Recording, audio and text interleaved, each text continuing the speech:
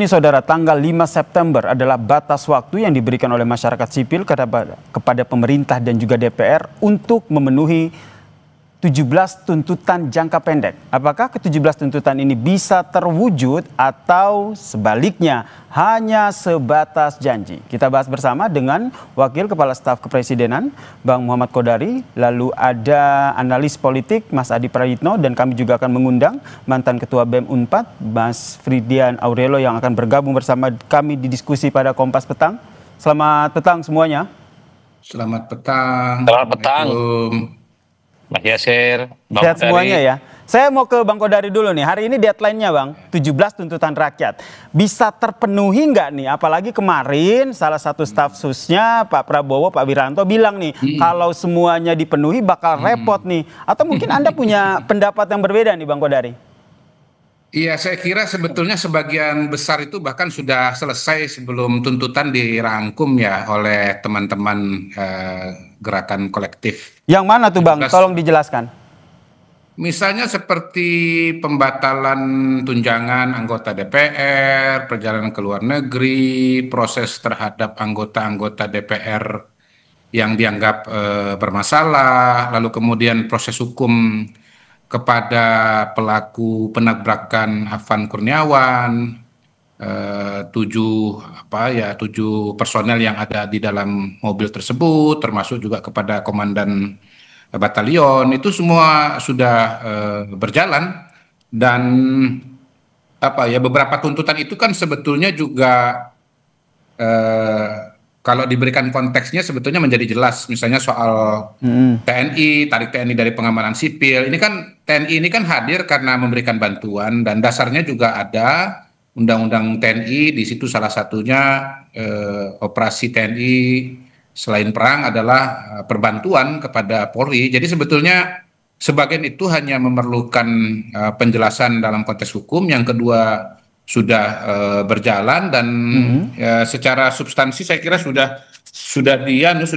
umumnya sudah dipenuhi oleh para pihak yang disebut dalam tuntutan tersebut. Termasuk membentuk tim investigasi independen korban kekerasan aparat selama demonstran ini ya. Ini realisasinya seperti apa? Karena kalau sebatas hanya masih dirembukan, belum ada informasi yang disampaikan secara lugas dari pemerintah kepada rakyat, mungkin akan bias begitu Bang. Iya, kalau saya kembali kepada substansi ya, yang diinginkan adalah keadilan, yang diinginkan adalah proses hukum yang berjalan dengan baik, dan itu sudah ditegaskan beberapa hari yang lalu oleh Presiden sendiri bersama ketua-ketua umum partai politik. Beliau, Pak Presiden maksudnya mengatakan dengan tegas agar diproses secara jelas, tegas, dan transparan. Jadi kalau kita bicara substansi, sebetulnya ini semua sudah lagi-lagi sudah dilaksanakan oleh Presiden secara substansi. Oke, secara substansi sudah dilaksanakan begitu oleh Presiden Prabowo Subianto dan pemerintah. Apakah itu saja sudah cukup atau ada perlu langkah konkret lainnya? Saya ke Mas Adi untuk pertanyaan ini. Ya, kalau kita membaca tuntutan rakyat 17+8, ini kan ada dua kategori jangka pendek dan jangka panjang. Yang dibicarakan hari ini tentu adalah kategori jangka pendek yang deadline-nya itu jatuh pada hari ini tanggal 5 September 2025. Kalau kita membaca target jangka pendek itu kan ada semacam kurang lebih sekitar 17 tuntutan yang disampaikan oleh kelompok-kelompok aktivis pro demokrasi yang melakukan demonstrasi.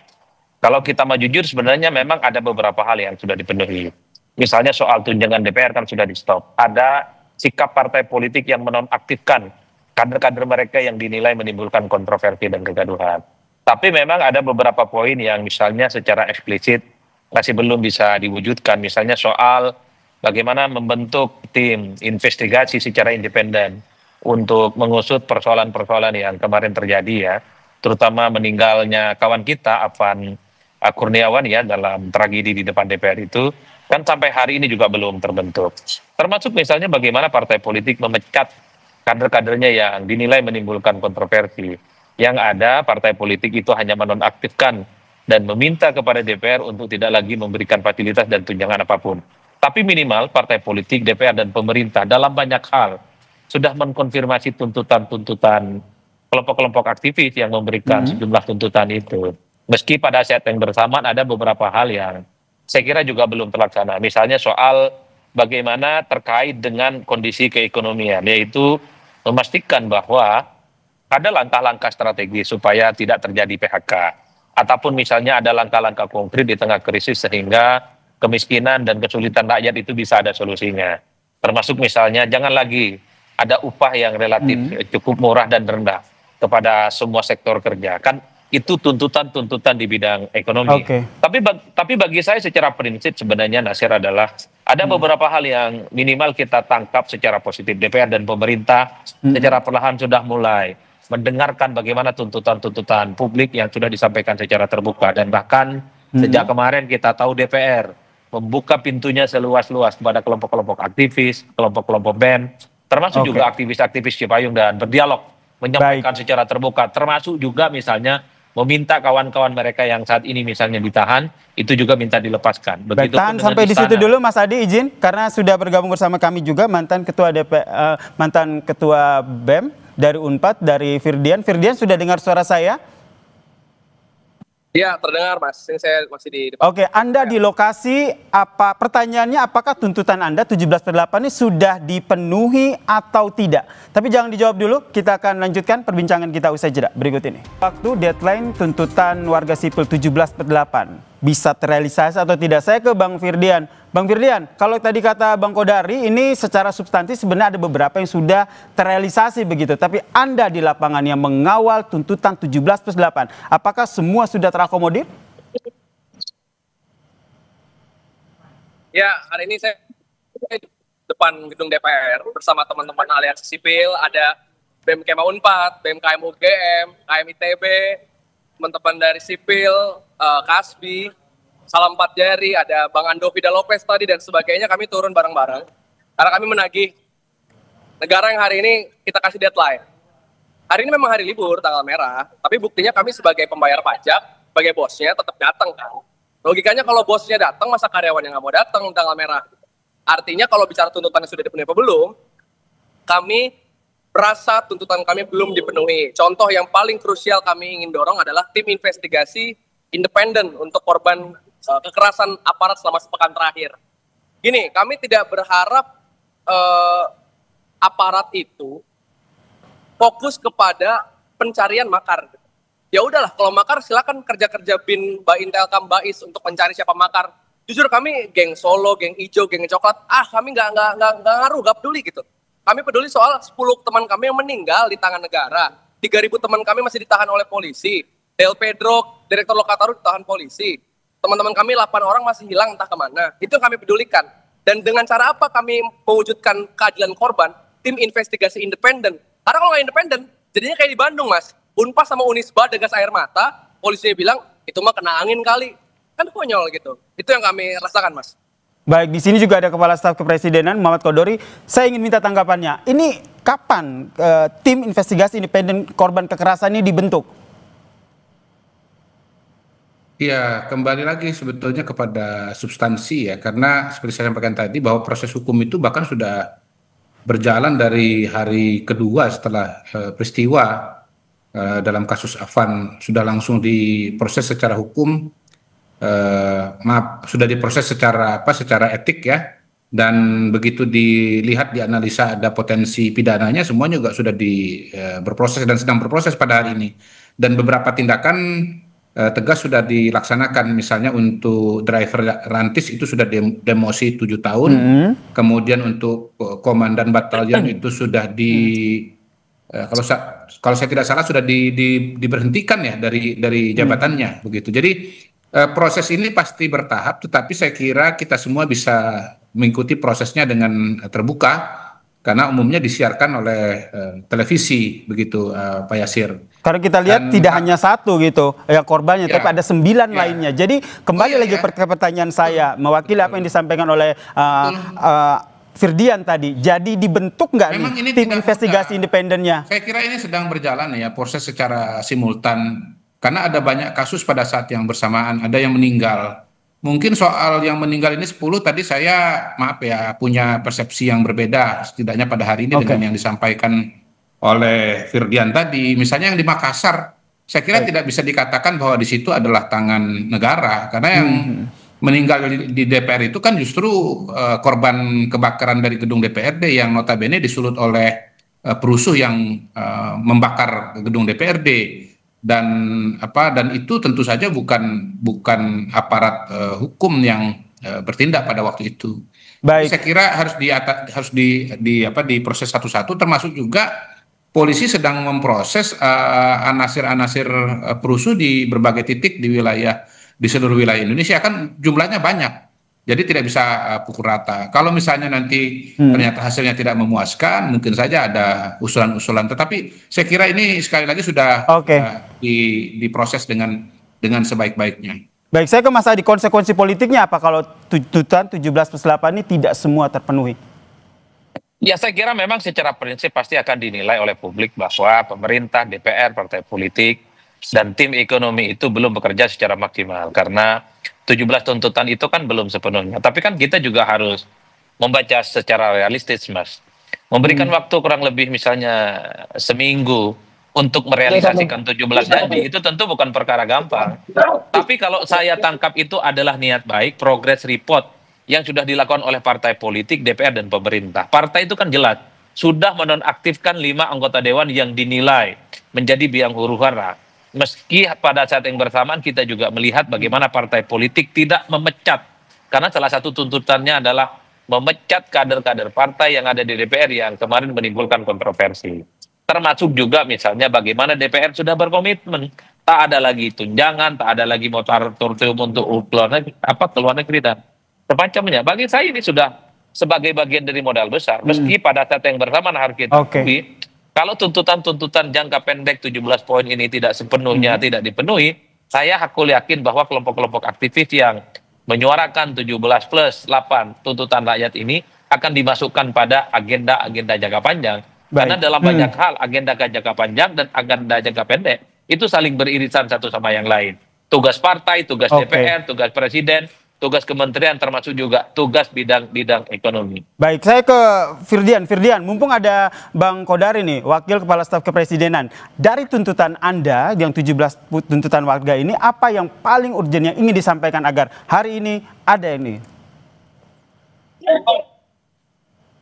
Semuanya, kenapa 17 tuntutan itu cuma 1 pekan? Karena biasanya kami menghitung visible sekali kalau negara punya political will untuk mengungkapkan hal tersebut. Tapi kalau ngomongin paling urgent adalah kita ngomongin soal keselamatan warga sipil. Negara sudah seharusnya menjamin keselamatan dan rasa aman untuk warga sipil. Salah satu kami inginkan adalah bebaskan seluruh demonstran yang ditahan oleh kepolisian tanpa syarat, tanpa bergen, tanpa daya tawar, tanpa diotak-atik dan lain sebagainya. Kenapa? Karena mereka-mereka yang juga akan menjadi saksi di lapangan seperti apa yang terjadi. Ini saya melihat nuansa di mana diberikan gitu ya. Terus kepolisian membuat berbagai tagar-tagar aman bersama rakyat dan lain sebagainya. Tapi tidak ada satu berita pun yang saya lihat soal kepolisian dipecat, dipenjara, melakukan kekerasan. Bagaimana polisi yang, tapi kan itu yang nobrak Afan juga akhirnya dipecat. Ya iya nobrak Afan doang. Emang cuma Afan yang meninggal di demonstrasi ini? Ada 10 yang meninggal di demonstrasi ini. Ada ribuan yang luka-luka. Satu teman saya anak 4, dia diculik oleh aparat, kemudian dia sekarang ada dalam posisi koma. Nggak ada di berita, nggak ada. Tapi itu nyata dalam. Itu poin saya kalau ngomongin itu, ya adalah keadilan sembari parsial. Karena bagaimana tadi DPR, reformasi partai politik dan lain sebagainya. Oke, silakan Bang Kodari tanggapannya. Ya, kalau bicara mengenai perhatian kepada korban, ya sekali lagi tidak bisa dipukul rata. Ini Dek Firdian kan sudah mengulang 2 kali bahwa 10 korban itu seolah-olah semuanya oleh aparat. Padahal saya kira kita semua yang mengikuti pemberitaan sepakat bahwa setidaknya yang di Makassar itu ya 3 dari 4 orang itu adalah korban dari kekerasan atau dari perusuh. Nah, memang kita harus mencoba juga membaca dari kacamata teman-teman kepolisian bahwa yang di lapangan itu kan memang ada demonstran tetapi juga ada perusuh begitu. Jadi kalau langsung dilepas semua juga ya balik lagi kan proses hukumnya kan harus dijalani begitu loh. Bahwa sebetulnya ini yang ditahan ini adalah demonstran atau kemudian perusuh yang anarkis. Kalau demonstran saya yakin pasti akan dilepaskan. Tetapi kalau perusuh, rasanya kan harus diproses secara hukum begitu. Yang jelas semua ini pasti akan memakan waktu. Saya tahu bahwa teman-teman di pemerintahan berusaha untuk sebaik-baik mungkin untuk memberikan perhatian dan solusi, termasuk misalnya almarhum Afan Kurniawan itu orang tuanya dibantu perumahan dan cepat sekali itu kejadian pada hari Kamis kalau tidak salah hari Senin sudah bisa direalisasi. Dan yang jelas pada hari ini dari 10 itu lepas dari apapun sebabnya Kementerian PKP dan Kementerian Kemendagri sekarang sedang mengumpulkan data untuk menyiapkan bantuan perumahan juga. Jadi tidak lepas begitu saja ya Bang Godari ya? Tidak. Oke. Kita tangkap poinnya di situ. Tidak lepas begitu saja, tidak lepas tangan begitu saja. Yang di Makassar itu akan diberikan bantuan nanti Kamis minggu depan. Baik, waktu kita terbatas, saya terakhir ke Bang Firdian. Bang Firdian ini masih di sana meminta tuntutan 17+8 ini bisa dipenuhi atau tidak. Sampai jam berapa di sana Anda bersama dengan teman-teman mengawal tuntutan ini? Mas, jadi hari ini nama kita tuh Seruan Aksi Damai, piknik rakyat nasional. Jadi ini pada pulang, semua lagi pada foto-foto aja. Nah, poinnya adalah kami ini sepakat dengan negara yang pengen segala hal disampaikan dengan damai. Toh masyarakat juga pengennya damai kalau misalnya bisa. Makanya poin saya gini loh. Ini kan kita udah damai nih, udah tenang, piknik. Bahkan tadi kita di panggung ada Badru yang nyanyi lalu ingat mati, ingat apa gitu. Kita benar-benar fun itu, santai itu. Poin saya adalah, ini rakyatnya udah santai, udah damai. Nah jangan dong akhirnya negara, baik DPR, polisi, tentara, pemerintah, aji mumpung. Kita udah damai malah jadinya dianggap nggak punya daya tawar, nggak punya kekuatan, nggak menakutkan, nggak bisa menggoyang. Jangan kayak gitu. Kami berharap mereka semua mendengar dengan rasa damai ini tidak berarti menghilangkan rasa harapan yang kami ingin berikan. Baik. Dengan aksi damai lantas tidak membuat semangat untuk terus mengawal tuntutan 17+8 ini ya. Kita nantikan seperti apa respon dari DPR maupun pemerintah seperti yang tadi sudah disampaikan oleh Bang Kodari. Terima kasih rekan-rekan telah bergabung bersama kami di diskusi Kompas Petang kali ini. Ada Wakil Kepala Staf Kepresidenan Bang Muhammad Kodari, lalu ada mantan Ketua BEM 4 Firdian dan juga ada analis politik Mas Adi Praitno. Salam sehat semuanya.